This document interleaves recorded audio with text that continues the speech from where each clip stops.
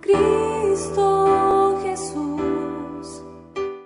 Vamos a hacer un recordatorio rápido de lo que el Señor nos ha permitido ver estas 3 reuniones. Cuarta ya sería con esta. Estábamos viendo algunas señales que van a ver antes del fin y estábamos tocando específicamente lo que son las figuras del anticristo, las figuras que hubieron en tiempos anteriores, ¿sí? Entonces, la primera reunión, si se acuerdan, hermanos, habíamos visto entonces lo de los 4 imperios, ¿sí?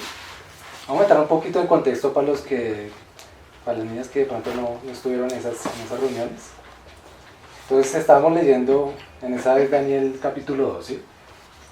Entonces habíamos dicho, según la palabra, ¿sí?, que hay 4 imperios que se establecieron en la tierra, que estamos en el 4º imperio y que cada imperio entonces corresponde a las 4 bestias, ¿sí? Las bestias que también nos nombra no solo Daniel sino Apocalipsis, ¿ok? Entonces que cada una de los 4 imperios, el primero correspondía a Babilonia, el segundo correspondía ¿a cuál? Siria. Medo-Persia. Siria hacía parte, pero del tercer imperio. ¿De cuál es el tercero? Grecia. Y el cuarto entonces, en el que ya Roma. estamos ahorita, Roma. ¿Ok? Entonces hablamos de eso. Daniel capítulo 2 nos tocaba, el Señor le mostraba a Daniel estos 4 imperios a través de la estatua que le mostró en el sueño a Nabucodonosor, y de las 4 bestias, lo mismo que le mostró en el capítulo 2, ¿sí? Entonces nosotros sabemos, hermanos, que el Señor habla en boca de 2 o 3 testigos, y en este caso le habló a Daniel de diferentes maneras para que nosotros pudiésemos entender esta profecía que va hasta el tiempo del fin. ¿Se acuerdan que habíamos hablado también hay un verso ahí en Daniel también que dice, sella esto porque esto va hasta el tiempo del fin, o esto va hasta el fin de los tiempos? Es decir, que lo seguimos viviendo porque el 4º imperio, que es Roma, en el que estamos viviendo, todavía no se ha acabado. Estamos en ese imperio, pero el Señor ya ha derrumbado los 3 primeros imperios, ¿ok? Que corresponden también a las bestias. Listo, la segunda reunión vimos un poco del capítulo 7 y 8 de Daniel, que nos hablaba un poco más enfatizando en lo que era el imperio griego. Cuando se acabó el imperio Medo-Persia y le sucedió el imperio griego. Ahí empezamos a hablar de los 4 cuernos, que los 4 cuernos entonces corresponden ¿a qué? 4 reinos. A 4 reinos, ¿sí? ¿Y esos 4 reinos a qué imperio corresponden? Grecia. Al No. imperio, Sí, Grecia. al imperio de Grecia, ¿sí? Eso nos muestra la palabra. Y que esos 4 cuernos entonces correspondían a esos 4 generales que dejó Alejandro Magno, que fue el primer emperador de Grecia, el que tuvo todo ese imperio griego, ¿sí? El que pudo conquistar todos esos pueblos, conquistó Medo-Persia, y después de eso entonces, ya sabiendo él que iba a morir, le cedió su imperio a 4 generales, ¿sí? Que fueron los que se extendieron al norte, al sur, al oriente y al occidente, desde Israel, contando, digamos, las 4 direcciones, ¿sí? Entonces estaban en la parte de arriba, si miramos acá el mapa, entonces estaba Siria, unos se fueron para allá, que fue lo de la dinastía de los Seleucos, de Seleuco, que se llaman los Seleucidas. Al sur se fue el cuerno, o uno de los generales, que digamos que fundó la dinastía de los Ptolemaicos, se llama, ¿sí? Y luego otro se fue para Macedonia, pues acá ya no lo vemos, y otro se fue para Grecia como tal el nombre del país, ¿listo? Pero entonces estamos adentrándonos más en lo que era el imperio de los Seleucidas, Siria, y el imperio de los egipcios o los Ptolemaicos, ¿listo? Entonces, y la clase de hace 8 días, entonces, ¿qué empezamos a ver? Empezamos a ver un personaje que es figura del anticristo. ¿Cómo se llama? Antíoco. ¿Antíoco qué? Epífanes. Entonces, Antíoco Epífanes se caracterizó por ser una figura que cumplió en cierta medida las condiciones del anticristo, que no fue como tal el anticristo que es de los tiempos del fin, porque todavía estamos acá, porque el Señor no ha venido, y porque el anticristo va a preceder entonces a la venida del Señor Jesucristo, ¿sí? Eso ya lo sabemos. Pero con Antíoco entonces estábamos viendo que son aspectos muy claros que nos muestra la palabra de lo que se va a cumplir también ahorita en poco tiempo, con unas señales antes, de lo que va a ser la venida del anticristo, de lo que este personaje que va a establecer el nuevo orden mundial, ¿sí? Entonces el que va a gobernar a nivel mundial y demás. Entonces Antíoco cumple en gran manera esta medida, ¿sí? Y lo habíamos entonces visto en la palabra hace 8 días, ¿ok? Bueno, hablamos entonces de algo también hace 8 días, y es que los judíos en ese entonces, el pueblo del Señor, ellos se habían rebelado contra él. Si se acuerdan que leímos un poquito de Macabeos, ¿sí? Que es el libro del documento histórico que nos es inspirado por el Espíritu Santo, pero que nos sirve bastante para ver ese contexto histórico, ¿sí? Entonces ahí veamos que los judíos se habían rebelado entonces contra el Señor, y el Señor usó a Antíoco Epífanes para enviar juicio sobre Israel, ¿sí? Hablamos de que ellos se habían helenizado. ¿Y qué era helenizarse entonces? Que el imperio griego, todos los pueblos que había conquistado, llevaba ya su cultura y la imponía, quitaba todas las costumbres de lo que tenían antes esos pueblos y establecían la cultura griega.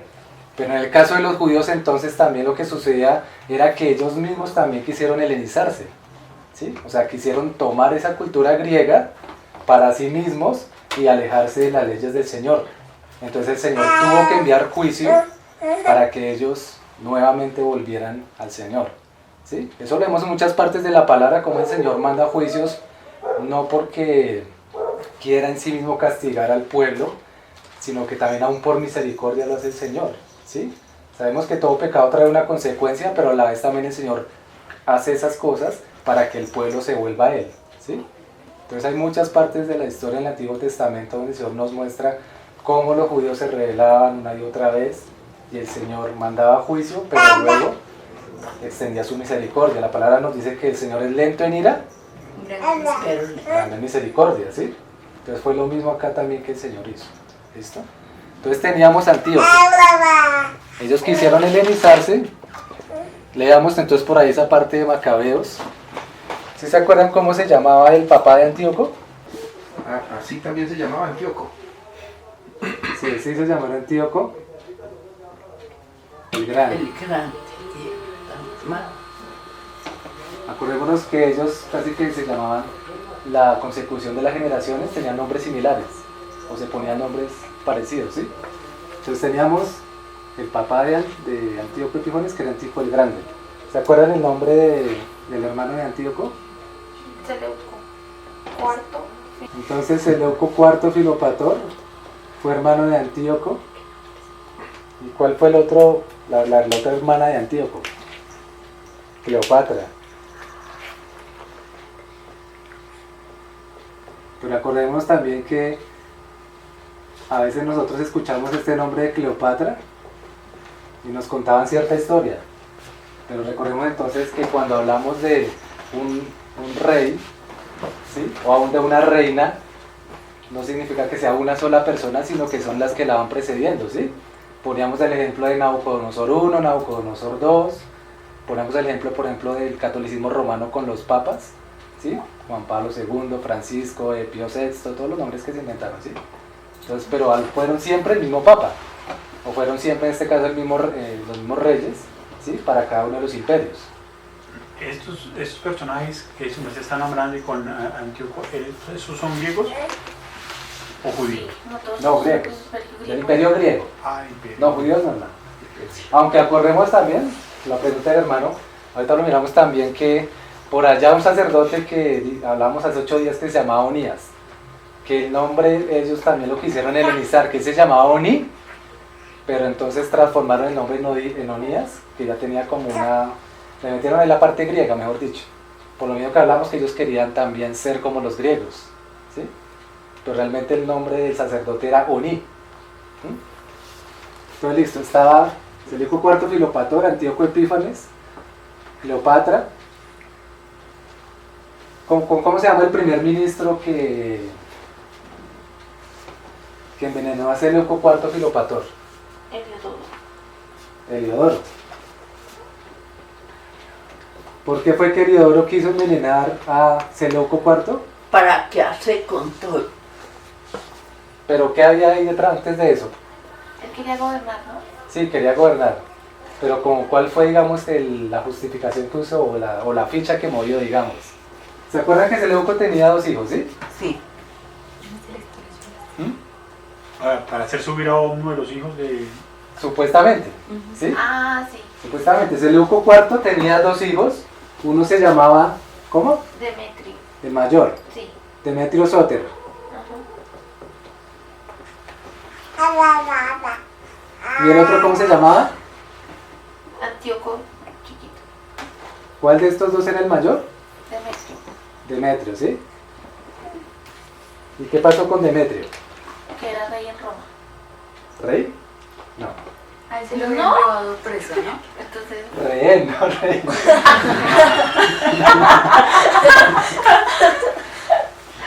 ¿qué rey? Sí, para hacer copia.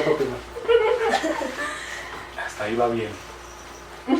Bueno, pero me sirvió para corregir los apuntes. Todos sus taqueros. Bueno, hasta donde yo sé, él se lo habían llevado preso o rehén. Y él era muy astuto, él era muy charlatán. Entonces allá logró como hacerse amigo de las personas que tenían más poder. Y luego, después de pasar de rehén, pasó a ser, bueno, como uno también de los principales de allá. Y luego él como que hizo ahí sus tramullos para volver a donde era él y quedarse con el reinado, pero había un problema, era que todavía había un descendiente que... ¿Sí? ¿Sí? Había un descendiente que tenía la posibilidad de quedar. Entonces lo que él hizo es llegar a donde él era y se posesionó, y al otro que tenía la posibilidad lo mandó a donde él era rehén, que era una familia. Sí, más o menos es así. Entonces Antíoco, como en ese tiempo recordemos que ya Roma estaba tomando fuerza, ¿sí? Pero Antíoco desde chiquito era muy astuto. ¿El Epífanes? El Epífanes. Sí. Entonces él hubo un tiempo que estuvo en Roma. Mientras estuvo por allá en Roma también hizo sus amistades, movió fichas, hizo cosas, hasta el punto de que los mismos romanos decían que él podía hacer esa ficha clave para juntar los romanos con los griegos. Pero él utilizó todo eso. Después salió de Roma, fue por allá a trabajar con unos magistrados griegos, conoció mucha gente, tuvo muchas influencias, cosa que después se utilizó también para ponerse en el reino, ¿sí? Entonces, Demetrio Sóter, como también era griego, Roma lo que hacía era, digamos, cuando ganaba unas batallas contra los griegos, en este caso era exigirle a, digamos, a las eminencias, en este caso Seleuco IV Filopator, que le entregaran ciertos rehenes. En este caso fue su descendencia, ¿sí? En este caso Demetrio Sóter, Seleuco tuvo que entregárselo a ellos y por eso él estaba en Roma en ese entonces como rehén, ¿sí? Entonces, ¿qué pasaba? Que Demetrio, aunque era el mayor, no podía reinar porque no estaba en Grecia, o sea, donde estaba la sede del imperio griego, digamos, ¿sí? Y seguía el otro hijo de Seleuco, IV Filopator, que era Antíoco, ¿sí? Que también se llamaba igual que Antíoco Epífanes, ¿sí? ¿Se acuerdan qué pasó con el hijo menor? Fue envenenado. No, Lo asesinaron, ¿no? lo asesinaron. Antíoco, el hijo menor de Seleuco, fue asesinado por un hombre que se llamó Andrónico, ¿sí? Que hablábamos, digamos, la historia, digamos, no dice que Antíoco, digamos, haya metido las manos directamente, pero conociendo a este personaje, muy seguramente él movió también sus fichas por allá para que asesinaran al niño. ¿Para qué? Para que tuviera ya el espacio libre para poder reinar, ¿sí? Entonces eso fue lo que sucedió ahí. Esta es la parte del imperio griego, ¿sí? La parte de Siria, ¿no? De las Seleucidas, ¿sí? O sea, lo que está en la parte de allá que vemos en Siria, hacia el norte, ¿se alcanzan a ver? ¿Sí? Digamos que toda esa parte era lo que se extendía Seguramente anteriormente digamos que eso había cambiado esa geografía, pero para que nos llevemos una idea, en esa parte de Siria estaba gobernando acá estas personas. O sea, Antíoco Epífanes y antes de él entonces Antíoco el Grande y bueno, todo lo que hemos hablado, ¿sí? Y ahora en la parte del sur, que también hacía parte del imperio griego, está Egipto. Si lo ven ahí está el sur grandote, ¿sí? Entonces ahí recuerdan quiénes eran los que estaban gobernando ahí. ¿De quiénes hablamos? Que en Egipto gobernaba antes de que Antíoco fuese y tomara Egipto. ¿Se acuerdan que hubo unas guerras? ¿Sí? Que Antíoco quiso ir a tomar de Egipto, pero entonces antes de eso, ¿quién era el que estaba ahí reinando? Era Ptolomeo VI. Ptolomeo VI. Sí, lo metió. Ujú. ¿Y se acuerdan cómo se llamaba el papá de él? Ptolomeo V. ¿Sí? Y Cleopatra. En ese entonces, mientras Antíoco estaba ya gobernando en Siria, estaba como emperador, en Egipto estaba entonces Ptolomeo VI. Y Ptolomeo VI era, ¿qué era de Antíoco? Tío. Sobrino. Sobrino. ¿Sí? Sobre. ¿Quién era la mamá de Ptolomeo VI? Cleopatra. Cleopatra. ¿Sí? Entonces, ¿qué pasó acá? Ptolomeo V se casó con Cleopatra y tuvo a Ptolomeo VI. ¿Sí? Y por allá también se acuerdan cómo se llamaba el hermano de Ptolomeo VI. Solo agréguenle un número más y ya. Séptimo. Ptolomeo VII. Ah, pues. Entonces en ese entonces Ptolomeo VI estaba reinando. Luego Antíoco armó su ejército. ¿Sí? Pero antes de eso entonces hablaba con Ptolomeo y lo estaba convenciendo de que se aliaran, de que hicieran alianzas, de que iban a ser más poderosos, pero todo era estrategia de él. Mientras él estaba ahí hablándole de esta manera, ¿sí? Que supuestamente hicieran una coalición, una alianza, ¿qué pasó? Por sorpresa llegó con ejército a Egipto y fue contra Ptolomeo VI.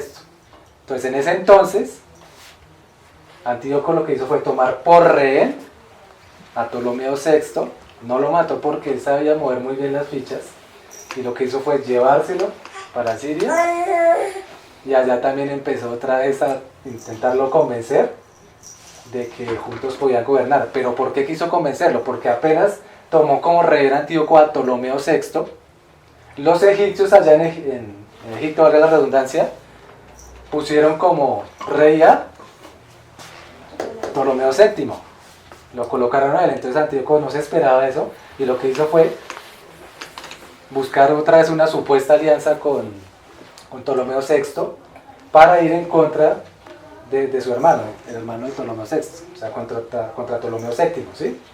Pero era mentira. ¿Se acuerdan que la palabra en Daniel capítulo 11 estábamos viendo ahí, verso por verso, una parte decía, se sentarán en una misma mesa, comerán de manjares, pero hablarán mentiras?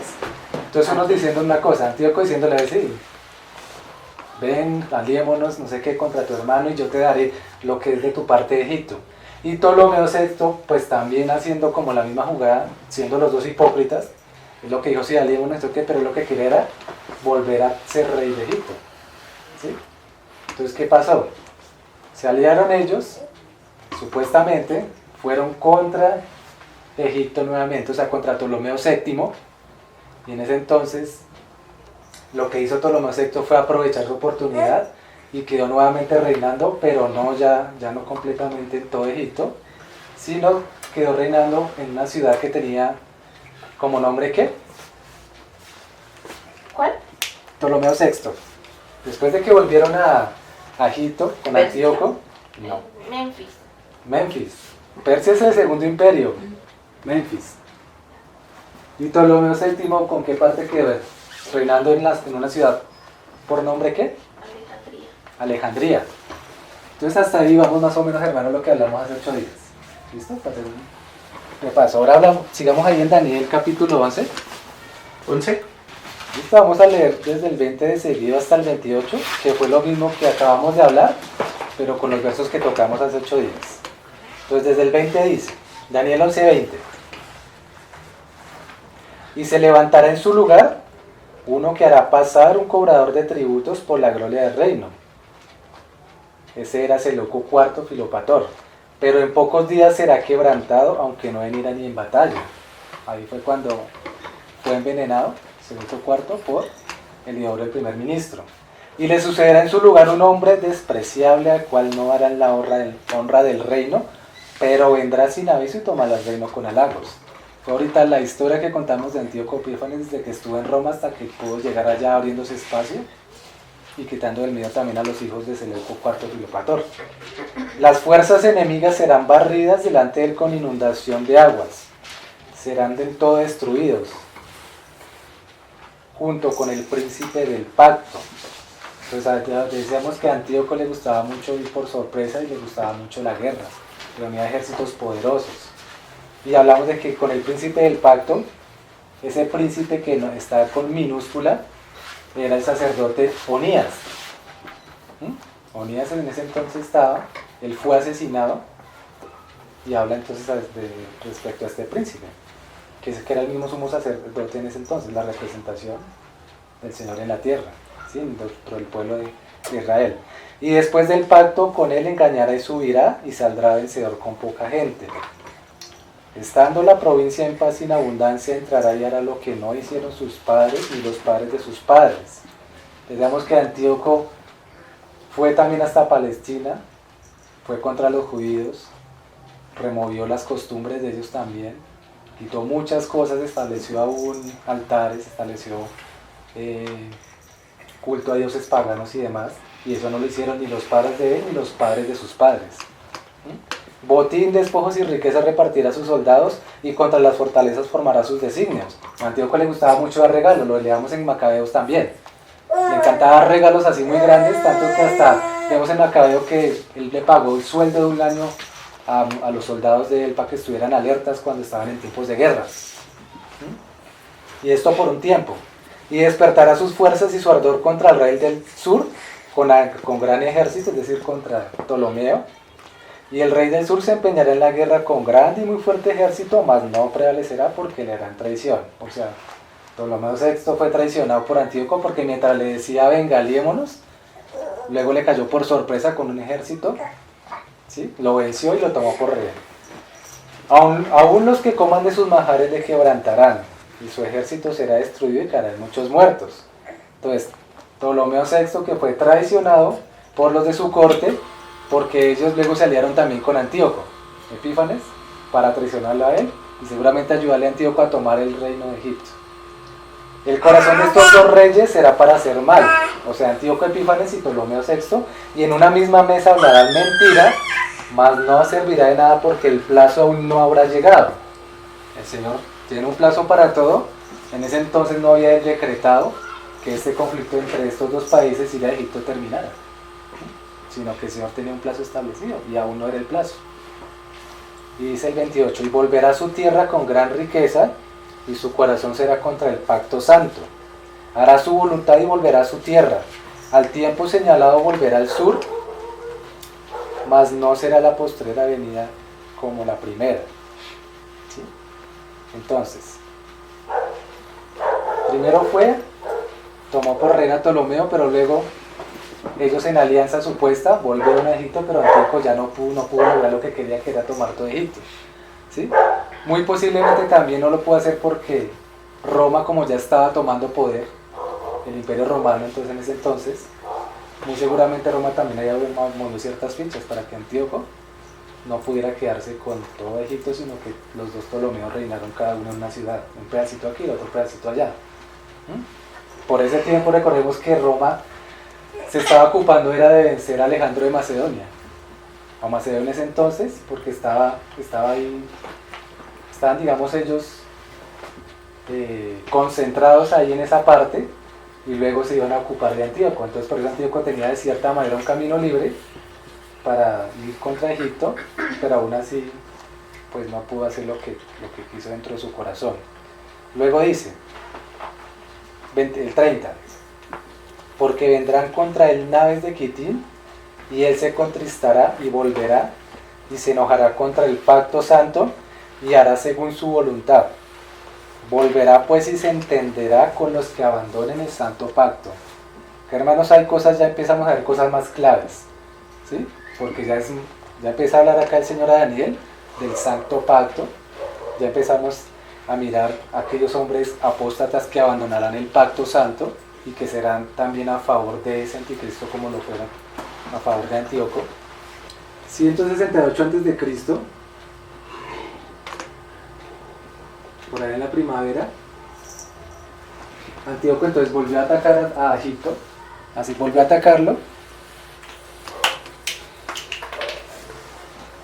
pero como vemos acá en la palabra dice, en el 29, más no será la postrera venida como la primera. ¿Sí? Entonces, hizo Antíoco un primer ataque, no le salió como él hubiera querido que le saliera. Ahí ya en ese momento ya estaban Ptolomeo VI y Ptolomeo VII, cada uno en su ciudad reinando en Egipto, ¿sí? Entonces vino Antíoco para allá, no le salieron las cosas así. Esa es la parte que se refiere al verso 29. Entonces ese nuevo ataque, como hablamos ahorita, lo hizo aprovechando que los romanos estaban por allá ocupados con Macedonia. Luego, ¿qué pasó? Antíoco en ese primer instante tuvo algunas victorias contra Egipto y de hecho él se hizo coronar rey de Egipto. Pero ¿qué pasó después? Hubo una segunda incursión que él quiso hacer contra Egipto porque no lo había tomado del todo. En ese momento, ahora sí los dos hermanos, Ptolomeo VI y Ptolomeo VII, ya se aliaron para ir contra Antíoco, ¿sí? Digamos que cuando quedaron cada uno gobernando en Egipto, es como si hubieran dicho, nos respetamos acá cada uno su parte, pero usted allá y yo acá. Pero cuando vieron que Antíoco ya vino contra ellos y como que les estaba otra vez ganando la batalla, se aliaron, ahora sí, ¿sí? Y a la segunda incursión entonces ya no fue tal como la primera, ¿sí? Antíoco ya estaba empezando a perder poder, ¿ok? Bueno. Daniel 11:29, el 30, perdón, entonces decíamos, vienen unas naves de Kitín. Resulta que Kitín, la misma isla que se llama hoy en día Chipre, la vemos ahí en el mapa. ¿Sí la ven abajo de Turquía? Chipre. ¿Sí? En ese momento se llamaba Kitín, como dice ahí la palabra. ¿Sí? ¿Chipre? Kitín, ahí como dice en el verso 30. Porque vendrá contra él naves de Kitín y él se contristará y volverá. Hasta ahí vamos, ¿listo? Sí. Entonces, ¿qué pasa?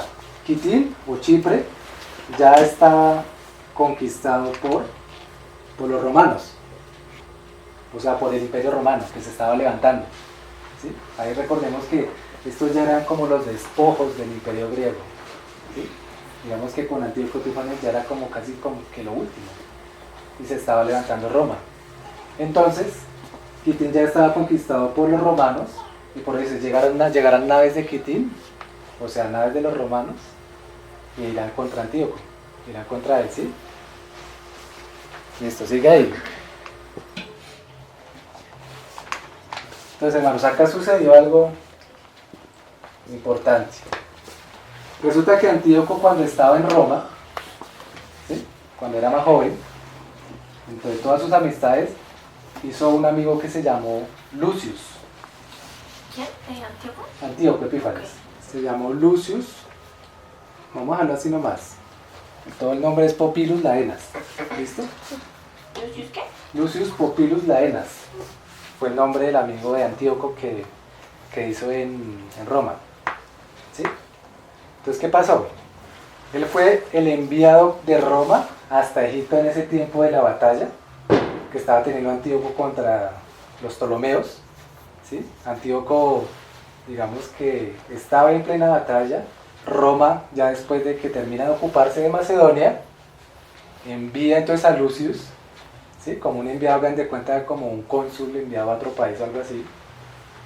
Como ¿Y un qué pasa? embajador o algo así. Embajador, algo así. Entonces, ¿qué pasa? A las afueras de la ciudad de Alejandría, Antíoco caminando se encuentra a Lucius. Cuando lo ve, pues él se alegra muchísimo.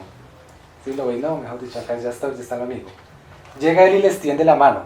Cuando Antíoco le extiende la mano, Lucius lo que hace es ponerle en su mano un decreto del Senado romano, donde dice que tiene que salir inmediatamente de Egipto. cuando Antíoco termina de leer eso, él dice que tiene que consultarlo con los consejeros.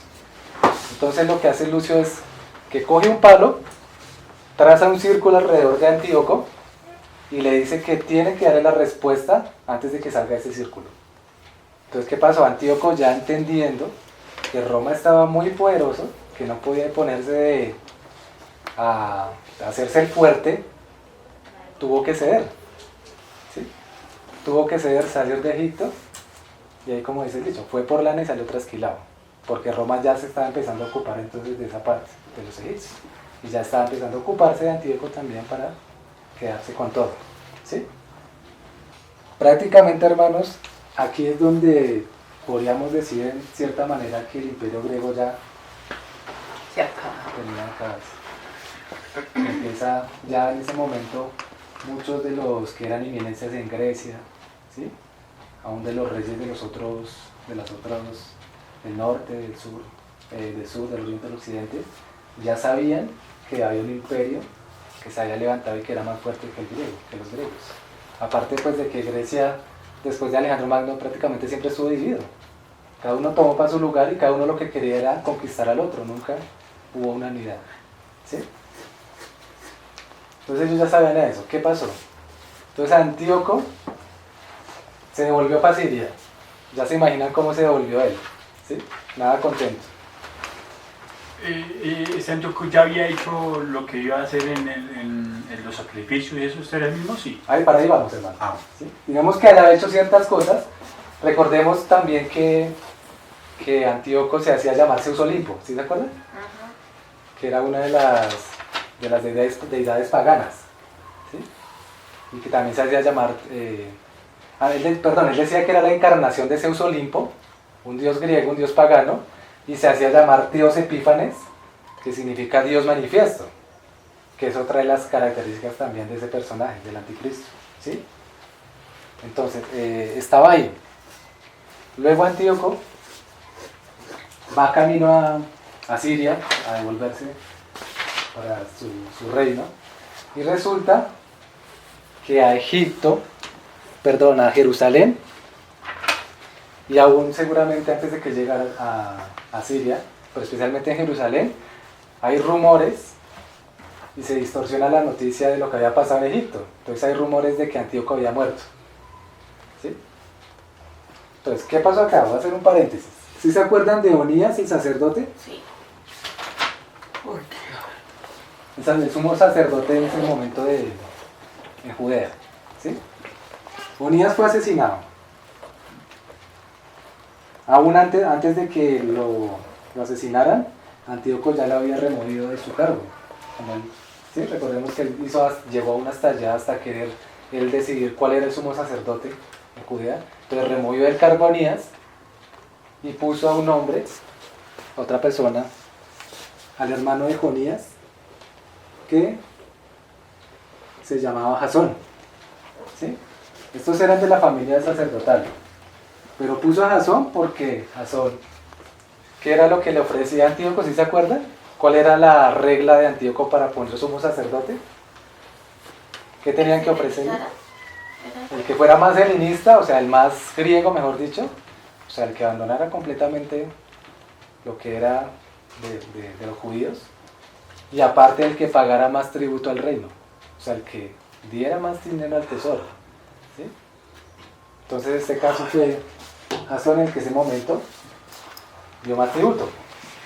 ¿Pero qué pasó después?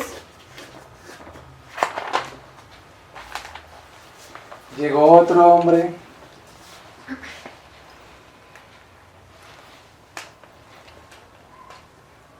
Entonces Antíoco volvió a correr al supuesto sacerdote Jasón y puso un hombre que se llamó Melenao. Porque resulta que este le dio más tributo a Antíoco. ¿Sí? Entonces es así como el nepotismo que se ve con ese tema político, ¿no? Tráfico de influencias y demás. Entonces, Melenao fue el que puso a Antíoco ahí, ¿sí? Entonces, ¿qué pasó? Jasón tuvo que exiliarse en Transjordania, que son los países que quedan ahí bajito al lado de Israel, ¿sí? Por ahí. tuvo que exiliarse allá, seguramente Antíoco lo sacó, y para dejar ahí a Melenao. Entonces, ¿qué pasó? Jasón, cuando se entera de ese rumor de que Antíoco había muerto, lo que él dice es, esta es mi oportunidad. ¿Qué hace él? Coge un grupo de 1000 hombres, va para Jerusalén para ir a recuperar el sacerdocio que le habían quitado, ¿sí? O sea, ir a quitar a Melenao el camino y volverse a poner él como sumo sacerdote. Y miren esta locura, hermanos, solo cosas de humanos y el hombre dándole la espalda completamente al Señor, ¿sí? Todo esto era una guerra, pero el Señor tenía el control de todo, él sabía lo que iba a suceder, ¿sí? Entonces, llega Jasón acá, toma Jerusalén, llega ya la rebelión, seguramente hay muchas muertes, se toma Jasón otra vez el sumo sacerdocio, luego Antíoco camino a Siria, yendo bien aburrido, bien frustrado y amargado después de que lo sacaron de Egipto como lo sacaron, ¿sí? ¿Qué pasó? Llevaba ira en su corazón, llevaba pues un montón más de sentimientos seguramente. Entonces, ¿qué fue lo que hizo él? Envió un grupo de soldados hasta Jerusalén para que volvieran a tomar el control de Jerusalén y volvieran a poner a Melenao en su lugar y sacaran a Jasón, ¿sí? Ahí vamos. Entonces, ya digamos ahí en el verso 30, entonces dicen, porque vendrá contra él naves de Quitim, y él se contristará y volverá y se enojará contra el pacto santo, y hará según su voluntad. Aparte de eso, de que Antíoco envió a ese grupo de soldados para poner fin a la revuelta que habían hecho, ¿sí? No solo le bastó con eso, sino que se propuso en su corazón quitar en los judíos todo lo que ellos tenían, quitarle costumbres, quitarle sacrificios, quitar la ley.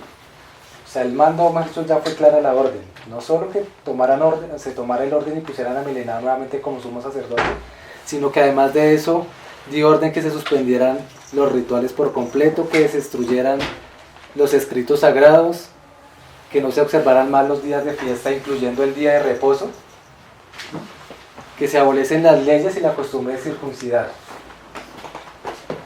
Mandó a construir en el templo de Jerusalén un altar dedicado al dios.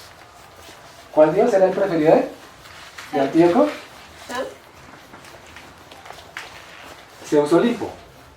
Mandó a construir en el templo de Jerusalén, hermanos, en el templo, ¿sí? Un altar dedicado al dios Zeus Olimpo, y este altar fue consagrado el 16 de diciembre del año 167 a.C. ¿Cómo lo consagró? Sacrificando un cerdo en el altar, un animal inmundo, ¿sí? ¿Qué pasó entonces? Bueno, acá, este dios pagano, esta deidad, era conocida en hebreo como Baal Shamayim. Baal Shamayim, así como se pronuncia, al cual los judíos lo consideraban como un shikus o abominación, ¿sí? Llegó a ser conocido entre los judíos como se dice shikus shomen, que significa, ponerlo por acá, la abominación desoladora. Este término ya no es familiar, ¿no? La abominación desoladora. Entonces los judíos consideraban ese tipo de deidades como abominación desoladora, ¿sí?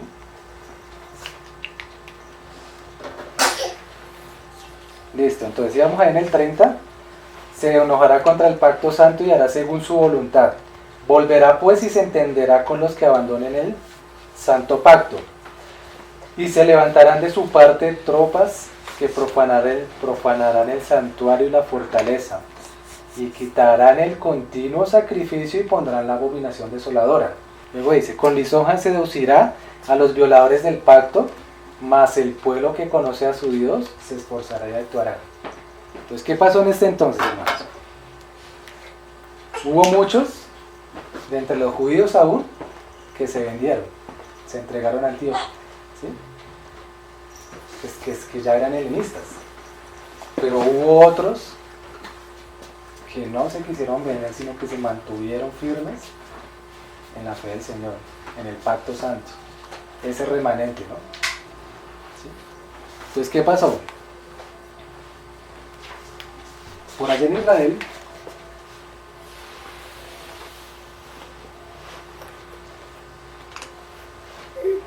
en Judea occidental había una ciudad que se llamaba Modín.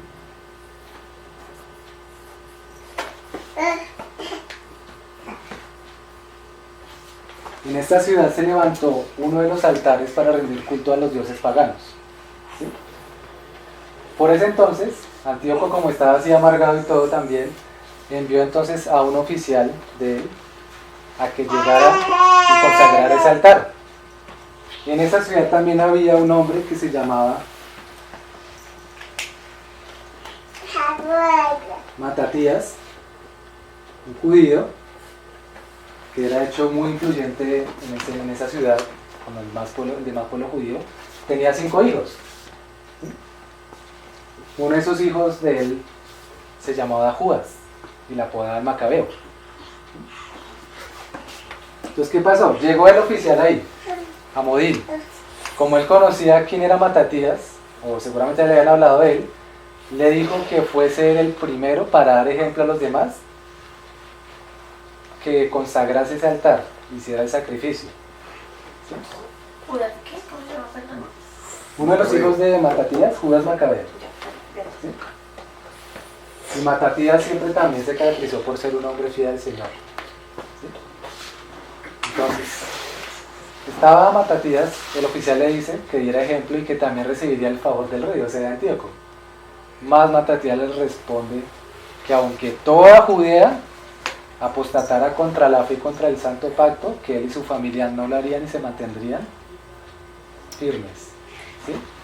En ese mismo instante viene por allá el judío, que no falta, sale por allá un judío y se ofrece para hacer el sacrificio. Cuando Matatías ve esto, sale corriendo contra él y lo mata. Y aparte de eso, también coge al oficial y también lo mata. ¿Sí?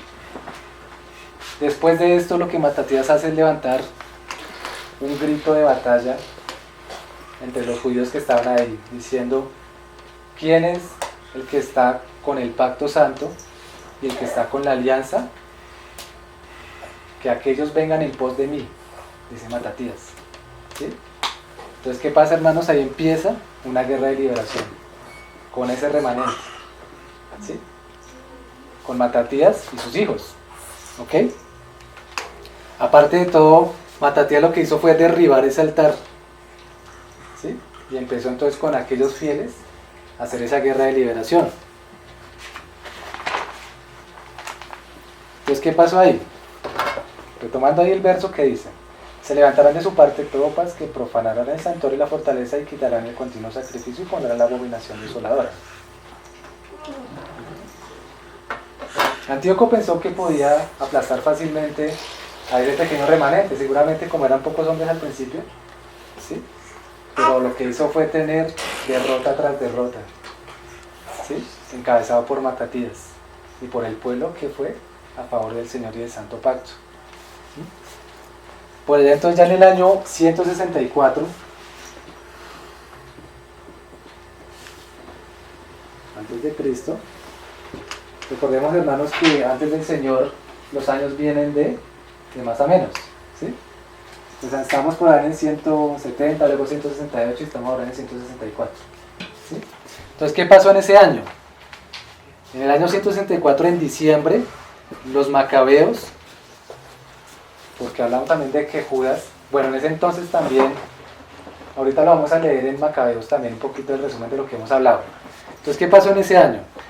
Los macabeos logran entrar en Jerusalén, limpian el templo y lo rededican al único y verdadero Dios, o sea, a nuestro Señor. ¿Sí? Lo limpian.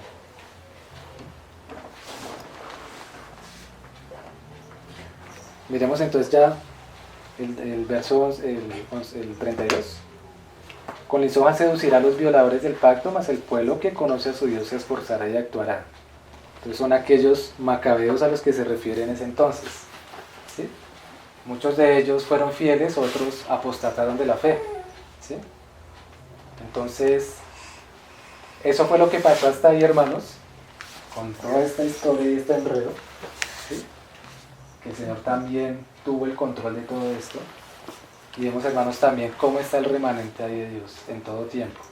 El Señor tiene el control de todo, y aunque pareciese que a veces las tinieblas fuesen a tomar todo el poder, no. El Señor, como veíamos en la palabra, Él decreta cuándo es el plazo de todo. ¿Sí? Esto, hermanos, como hablamos al principio, es importante que lo meditemos, que lo tengamos claro en nuestro corazón, porque es muy similar a lo que va a suceder pronto. Recordémonos lo que decía Eclesiastés 1:9. ¿Qué es lo que fue, lo mismo que será? ¿Qué es lo que se ha hecho, lo mismo que se hará? Y nada de nuevo debajo del sol. ¿Sí? Y el 3:15 también dice algo similar. Y le agrega Salomón: ha entendido que todo lo que hace Dios es perpetuo. Nada se añadirá y nada se le quitará. ¿Sí? Entonces, ya para terminar, hermanos, quiero que leamos los 3 primeros capítulos de Macabeos, que es como el resumen con unos detalles agregados de lo que hemos visto en la clase anterior y esta clase. Ahí dice. Entonces dice: Alejandro el Macedonio, ponémonos que él fue el que estaba antes de los... Alejandro y Macedonio, Alejandro el Grande, hijo de Filipo, que ocupaba el trono de Grecia, salió de Macedonia, derrotó y suplantó a Darío, rey de Persia y de Media. Entabló numerosos combates, ocupó fortalezas, asesinó a reyes, llegó hasta el confín del mundo, saqueó innumerables naciones. Cuando la tierra quedó en paz bajo su mando, su corazón se ensoberbeció y se llenó de orgullo. Reunió un ejército potentísimo y dominó países, pueblos y soberanos que tuvieron que pagarle tributo. Pero después cayó en cama y cuando vio cercana la muerte, llamó a los generales más ilustres, o sea, los 4 pueblos educados con él desde jóvenes, y le repartió el reino antes de morir. A los 12 años de reinado, Alejandro murió y sus generales se hicieron cargo del gobierno, cada cual en su territorio, donde se desprendió entonces al norte en Siria los Seleucidas, al sur en Egipto los Ptolemaicos, y aparte Macedonia y Grecia los otros. Cada cual en su territorio. Al morir Alejandro, todos ciñeron la corona real y después lo sucedieron sus hijos durante muchos años, multiplicando las desgracias en el mundo. De ellos brotó un vástago perverso, Antíoco Epífanes, hijo del rey Antíoco. Había estado en Roma como rey y subió al trono en el año 137 de la era seleucida. Por entonces hubo unos israelitas renegados que convencieron a muchos diciendo: vamos a hacer un pacto con las naciones vecinas, porque desde que nos separamos de ellos nos han venido muchas desgracias. Esta propuesta fue bien recibida, algunos del pueblo fueron enseguida a ver al rey. El rey los autorizó a adoptar las costumbres paganas y entonces, acomodándose a los usos paganos, construyeron un gimnasio en Jerusalén, disimularon la circuncisión, renegaron de la Santa Alianza, se emparentaron con los paganos y se entregaron a toda clase de maldades. Cuando ya se sintió seguro en el trono, Antíoco se propuso reinar también sobre Egipto, para ser así rey de 2 reinos. Invadió Egipto con un fuerte ejército, con carros, elefantes, caballos y una gran flota. Atacó a Ptolomeo, rey de Egipto. Ptolomeo retrocedió y huyó, sufriendo muchas bajas. Entonces Antíoco ocupó las plazas fuertes de Egipto y saqueó el país. Cuando volvió a conquistar Egipto el año 143, subió contra Israel y Jerusalén con un fuerte ejército. Entró con arrogancia en el santuario, robó el altar, el candelabro y todos sus accesorios, la mesa de los panes presentado las copas para libación, las fuentes, los incensarios de oro, cortina y las coronas. Arrancó todo el decorado de oro de la fachada del templo. Se apoderó también de la plata y del oro, la vajilla de valor y los tesoros escondidos que encontró. Y se llevó toda su tierra después de haber causado una gran masacre y lanzar palabras insolentes. Un lamento se oyó en todo el país por Israel. Gimieron los príncipes y los ancianos, desfallecieron doncellas y muchachos, se desfiguró la hermosura de las mujeres, el esposo entonó un canto fúnebre, la esposa se entristeció, en su lecho nupcial la tierra tembló por sus habitantes y toda la casa de Jacob se cubrió de vergüenza. ¿Alguien que me ayude a seguir leyendo, por favor?